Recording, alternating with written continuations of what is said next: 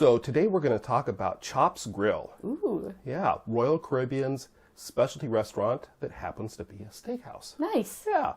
So we had the experience of enjoying Chops Grille when we were on our recent Mariner of the Seas cruise. You'll find Chops Grille on just about every Royal Caribbean ship. I think there's only 2 that do not have it. It is a specialty restaurant, so it'll cost you a little extra. On our sailing, it was an extra, approximately $43 extra per person. So, that's something to consider. So, otherwise, let's talk about what we liked about Chops Grille and maybe what we thought could have been better, and maybe provide a few tips for you. Okay. Yeah. Exactly. Right. So what did you think of the location? Now we're talking about Mariner of the Seas, so it varies by ship. Right. The Oasis class ships, I think you'll generally find them in like the Central Park type neighborhood, or something like that. But on our ship, it wasn't there because they don't have that. No, it was next to the buffet area. Yeah, the Windjammer Cafe, the buffet area. I thought it was a little strange because it didn't really, the noise from the buffet carried over to the restaurant. Yeah. So that was somewhat distracting. There's only a thin wall Right. separating. Right. Not even really a wall. It was more like, wasn't it like a Partition? curtain? Yeah, it was like sort of like a decorative wall that's not really a wall. It's just like a grid type thing. And then it had a curtain. Yeah, so it was more like a screen. So the first night, and we dined there twice. The first night there were kids at the very beginning of the buffet time, which was about a half hour into our dinner. And so it got a little noisy. It bothered you more than it bothered me because I didn't really notice the kids. Yeah, no, after a while we were able to tune it out, but at first I was like, wow, I guess it would have been better to have an actual wall there. Yeah. Anyway, that's just on Mariner of the Seas as far as we know, so that might vary by ship. Otherwise, the atmosphere, if you take away that aspect, what did you think of, the design, the layout? I was trying to think what it looks like in my mind's eye, and I can't really remember. I think it was just fancy looking, and nice. Sure. Well, and they had windows all along one side, and we happened to have a seat right by the windows both nights. Yeah. I'd say probably about half of the seats are by the windows, so that's pretty good. And it was kind of dark, like a steakhouse usually is, kind of, wood kind of look and design. And the kitchen, there was a window open into the kitchen, but it wasn't, it wasn't imposing. It wasn't like super loud or, I didn't really notice it that much. Otherwise, I thought the atmosphere was fine. It's just that lack of divider between the buffet and the steakhouse is a little strange. So let's move on to the first thing that comes to the table, and you in particular, I know, always gets excited about, and that's what? The bread. Yes. What did you think of the bread? Well, the bread service, as you might call it. From a distance, we thought it was like fried chicken or something, but here it was these rolls that were shaped really strange. Different shaped rolls. And but the bread was good, and they brought mustard butter, which I didn't like. I just asked for normal butter. Now I don't know if that's a common thing, but I'd never had mustard butter before, and it just had a slight mustard taste to it. Well, a small amount of mustard, but of course mustard's a pretty strong taste. So I kind of liked it for something different, but you're not a huge fan of mustard anyway, so.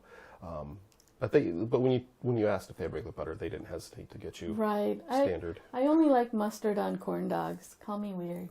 Oh, I won't do that. So the bread, it was a couple different types. There was kind of a pretzel roll, and then the one that you referred to as the fried chicken. It kind of looked like chicken drumsticks. It was a sourdough?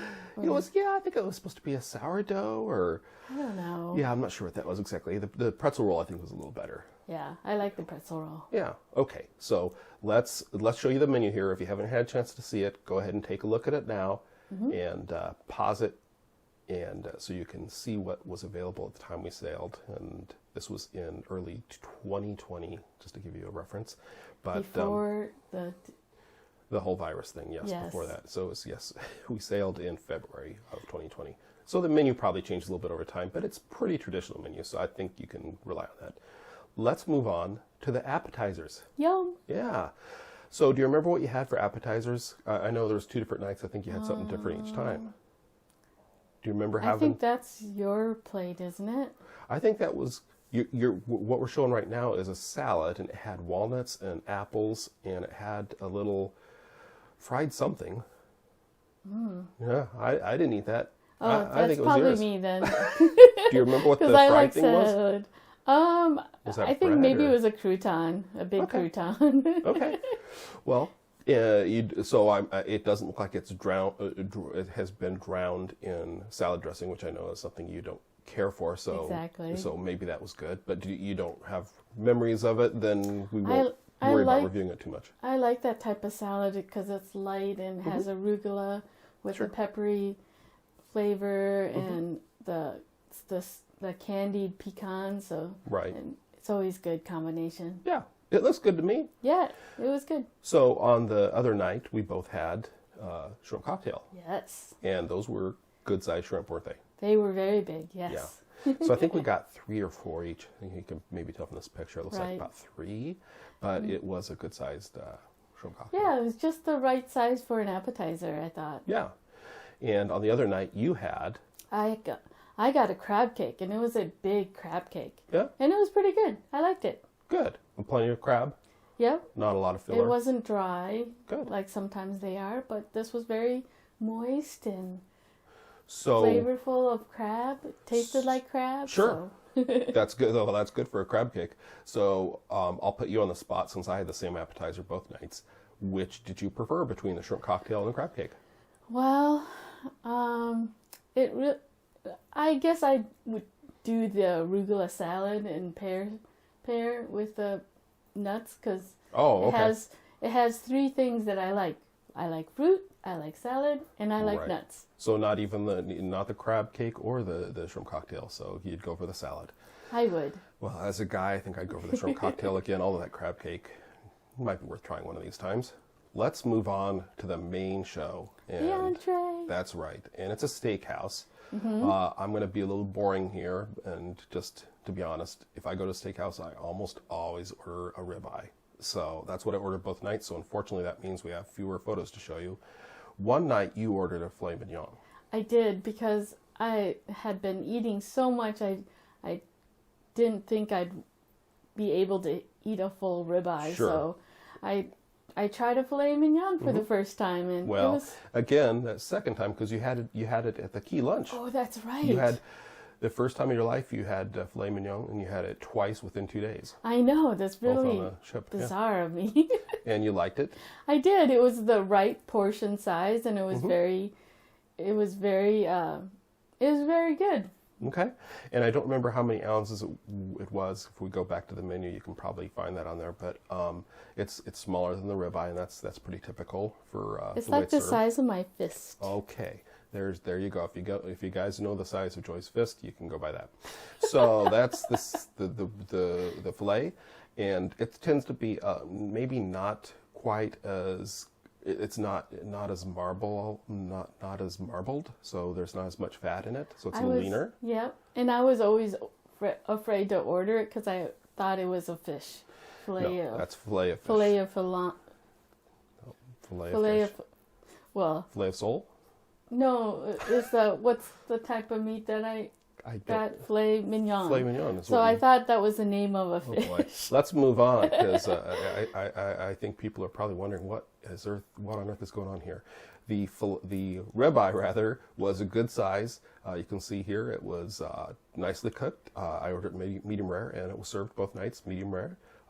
Very charred and crunchy and flavorful on the outside, and nice and moist and tender on the inside, which is what you want in a good steak. And the roasted garlic is always a plus. Yeah, they put that on there as a garnish, and I definitely don't turn that down.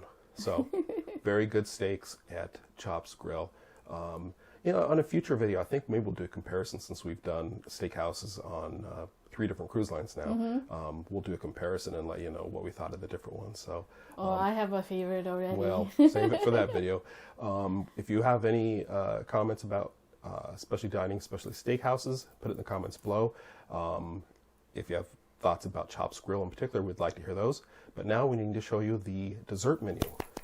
Yeah, we're going to pause that here, or you can pause it here rather, if you need to take a closer look at the dessert menu.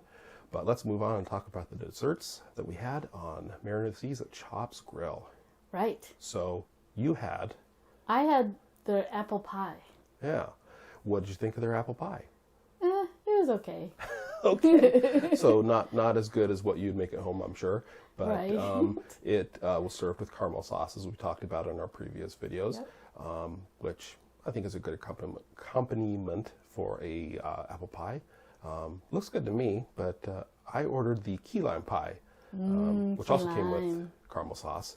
The key lime pie was good. Not the best I've ever had, and definitely not the worst I've ever had, but it was a good steakhouse key lime pie. Talking about the service overall, we had two different servers, two different people waiting on us each of the 2 nights, and they don't do the thing where you have 5 different people coming to your table, one to do the wine and one to do this. You know, it was just one server, as I recall. That's always nice. And both nights, the gentleman that waited on us did a good job, and no complaints, and they were attentive and friendly without hovering, which being intrusive. Right. So overall, the service was really good. We enjoyed that about Chops Steakhouse, and with any of these specialty restaurants, be sure you reserve them before you go on the cruise, because they can book up. And if you forget to reserve, sometimes you can go talk to the maitre d' and see if there's an open reservation available. Sure. And on our particular sailing, I got the impression that they weren't completely booked up, because they did have people promoting it on the ship when we boarded, but I didn't inquire specifically. But we have been on cruises where the specialty dining has been completely booked, and unless you go talk to the maitre d', you might be out of luck, and you might be out of luck anyway. So book ahead of time. And the other thing is, if you want to be sure you get a seat by the window or a seat wherever in the restaurant that you prefer, try to reserve for the very first available time when they first open. And in the case of the specialty restaurants, at least Jamie's Italian and Chops Grille on Mariner of the Seas, 5:30 is the earliest, which was a little weird, because when it came to getting to the restaurant, because the big fire doors they close off to the Windjammer Cafe are closed until 6. So you had to walk up there past a crowd of people that are there a half hour early for the buffet, and get permission, explain that you have a reservation to get in there. So I think that's kind of a bad setup, but just be prepared for that. If you do that 5:30 reservation for Jamie's Italian or Chops Grille, you'll have to go and let them know to get through the big doors into that main area there where the restaurants and the Windjammer is. So, any other final thoughts? Well, I was just thinking, people might think that it's too expensive to pay for it, but keep in mind, if you went out to a normal restaurant, you would pay for the entree, and then you would pay for the appetizer, and you'd pay for the dessert. So when you add that up all together, sometimes it can be more than $50 or to $100 compared to you just charge $40 or whatever, and it includes all of that. Sure, and I'll put in a thought for the guys or the big eaters, just in general. I'll say, if you're a really big eater, just because you're doing the specialty dining and getting that special food that's not available at the buffet, doesn't mean you can't go to the buffet before or after and get some more of something you're craving. Exactly. So, we have perfected the idea of first and second breakfast, but I don't think we've done first and second dinner yet, but I'm sure there's people that go out there and do that. And you could do specialty dining, and you might be able to get into the main dining room, and you could certainly get into the buffet. Or you could get an evening snack, if you get hungry. Yeah, that's true. So that's our thoughts on Chops Grille. What are your thoughts? Put them in the comments below. Let us know what you think. Give us a thumbs up if you like this video. Yeah, we definitely want to know if you liked it. And we also want you to subscribe if you haven't done so already. And if you've subscribed or haven't subscribed, be sure to turn on that notification bell so you know when we have new videos. That way you won't miss out on any of our future exciting content. Exactly. So thanks for watching. Bye.